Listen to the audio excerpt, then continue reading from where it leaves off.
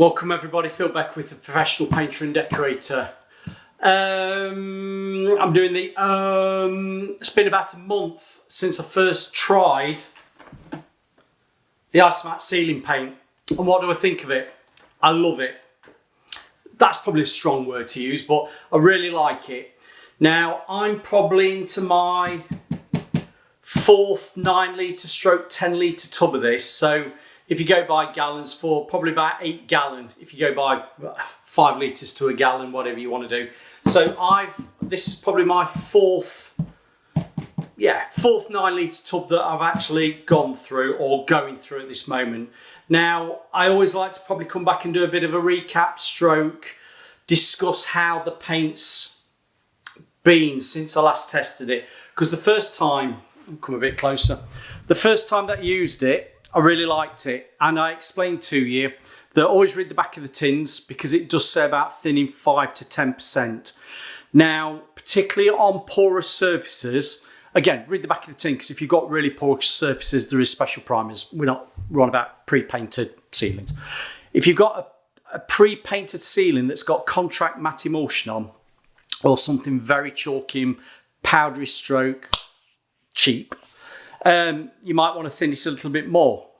But I've been finding, and this is honest opinion, and I like to give you honest opinion because nobody's sponsored, even though you see a paid promotion in the corner, that's to do with the Amazon stuff that I've got in the description. Please have a look at those. I'm not sponsored by anybody, I'm not paid by anybody, so I can give you my honest view on things. My honest view is I really like this. But people are asking me, how does it compare to like the Technos ceiling? Really like that. That's really good because it dries within 30 minutes to an hour. AR2, we still like AR2. And the BedX Spray Daylight, that's really nice for spraying.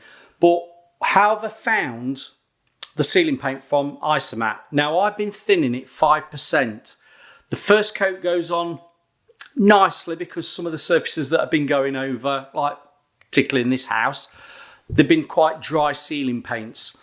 And the first coat goes on fine. The second coat goes on a dream. It literally goes on like a warm hot knife through butter. But I have been noticing where somebody's probably done cutting in before with a bit darker colour that's slightly crept up onto the ceiling edge. You probably doesn't matter. Particularly that first coat doesn't necessarily cover that well over something a little bit darker, which isn't a problem because as I found out and I discussed last time, it does body up. We'll call it body up. The opacity does body up with time. So the next day or later on when you come to give it a second coat, it has bodied up. But I did notice when I was on another room in this house, I could just see some darker wall colour coming through where it was caught on the ceiling. Now that's not an issue. If you can see it, you know where it is. I could just go back and touch it in and we lost it. But I'm wondering whether I need to thin it by 5% or not. Have I thinned it too much that makes the opacity a little bit thin? So on this room, I've got a little bit of paint on, I've got paint on my head. A little bit of paint on the ceiling where it's just crept on. I've still thinned the paint because I do feel it needs thinning. But what I've done, instead of doing 9 litres and giving it 450 ml, which is 5%, I've dropped it down. And this tub here, I've mixed up with 250 ml of clean water.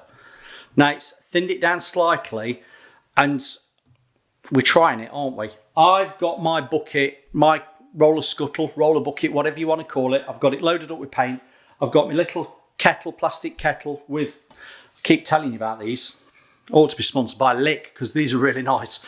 Lick brushes, this is the 3-inch Lick brush for just cutting in around the edges. It's really nice. And the roller of choice sleeve today is back on the medium pile Rotor Gold. I've found those really nice. But what I'm going to do is, I'm not going to show you how to paint this ceiling because you've seen that in the previous videos. I want to see what this paint's like, and I've not tried it yet, so we're fresh. I can give an honest opinion. I'm going to paint this ceiling with 250 mils of water into that paint, mixed up nicely, hand mixed, so it's nicely mixed.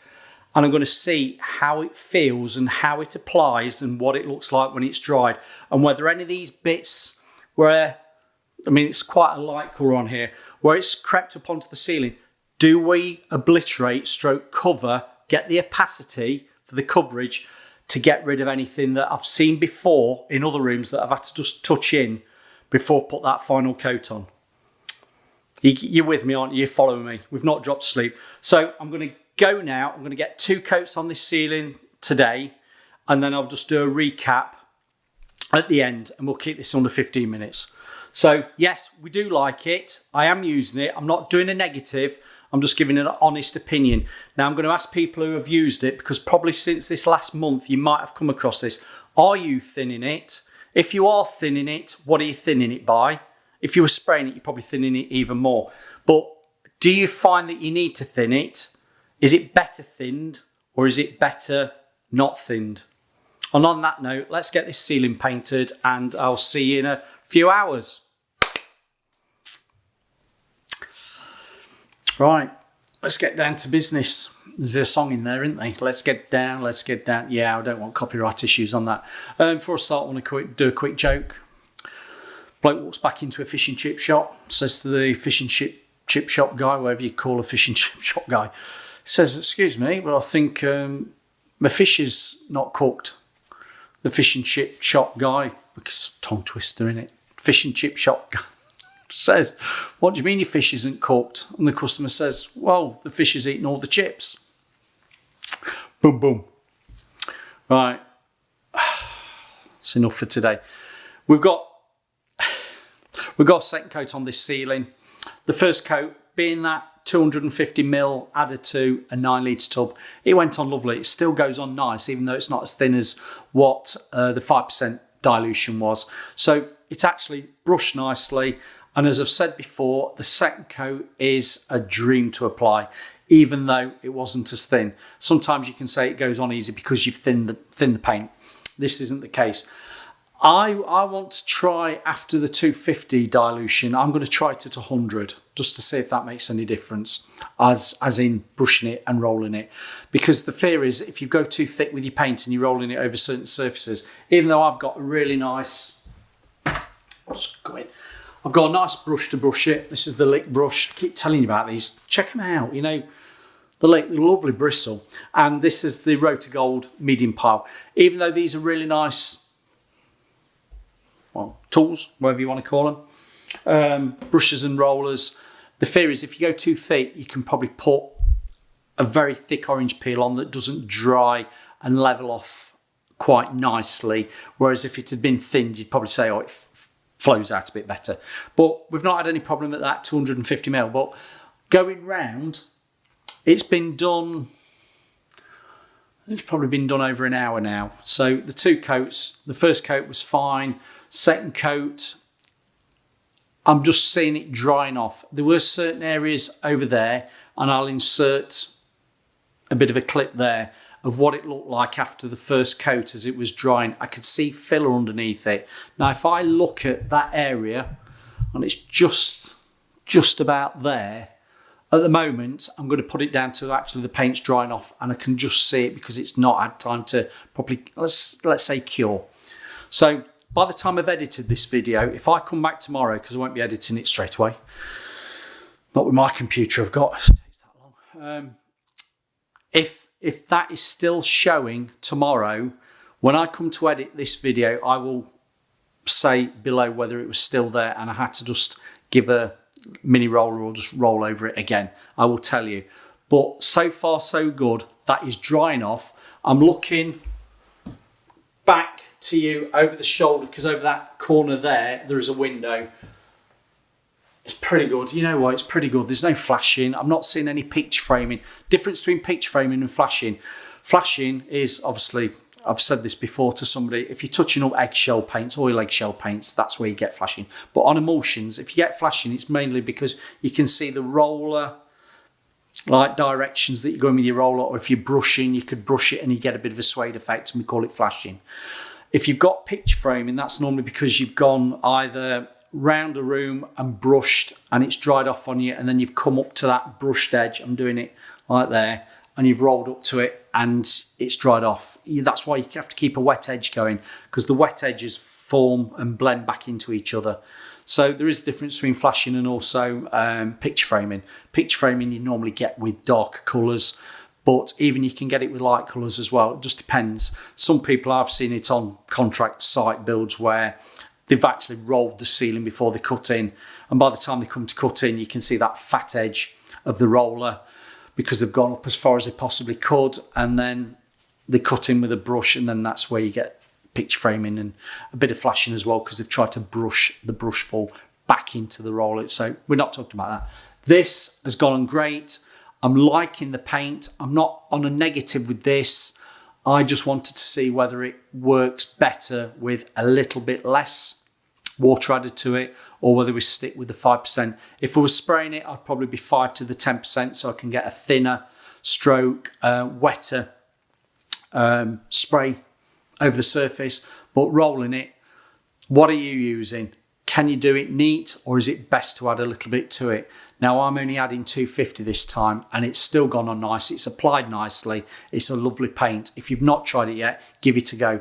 I'm not saying this is the best paint on the market for your ceilings, because there's quite a few at the moment that are really nice paints. It's just whether you try this and you go, oh, it's so heavy. If you try it and say, actually, I really like it, Phil, I get a nice flat white ceiling, it's worth having a go, isn't it? It's worth taking a punt. Thanks for listening to me. I'm going to say a big thank you to the people who are giving me super thanks, and also buy me a little bit of a coffee as well for my coffee break. You know, there's all the links in the description below. Welcome. It's another day, another dollar. And I said I'd actually put a bit of a tag, you know, just a banner to say how this ceiling was the next day. But I think people ought to call me Honest Phil, because I'm not paid, I'm not sponsored, I'm no endorsement, but we're giving you the truth about paints. Now, I came back this morning and the ceiling looked lovely. I stood at one end, looked at the other, and I could see that no flashing or anything. But I don't know whether it's because I knew where that filler was, that I could see it. Now, is it a case that the boards had slightly dropped and that's where the filler was trying to float it out, and that's why I could see that area? It's just across there, only a small area. So what I've done, I've just got a brush full of paint using that lick brush, and I've floated it out with another coat just over that area. Now that is drying off. I can just see where the edges are drying off now, and I will say that will cover. Now, I only gave it 2 coats. What I should have done, and what I normally do, because we're experimenting, spot prime your filler. So anywhere you've got dry areas of filler that could be a little bit of a issue to you for the colouring, showing through, just spot prime it. So those areas have in effect had 3. This has now had 3, but I've done it the other way around because I wanted to see what 2 coats was like, or how it was covering for the opacity. Now, I'm quite happy to leave it at that.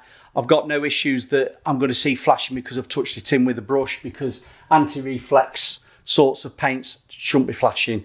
So we're going to let it go at that, and I'm going to say to you, just be mindful if you've got filler or darker areas, just touch them in first, because that's the whole point of what I was saying at the start of this video. I've thinned this paint 250mm instead of my usual 450, just to see if the overly thinning, i.e. the 5%, was too much for it and we could go a bit less. And as I said earlier on, I will probably try 100ml of water next time, because I have to say this does apply really nicely, and the second coat is silky smooth. Silky smooth. Right, watch those videos. Thank you.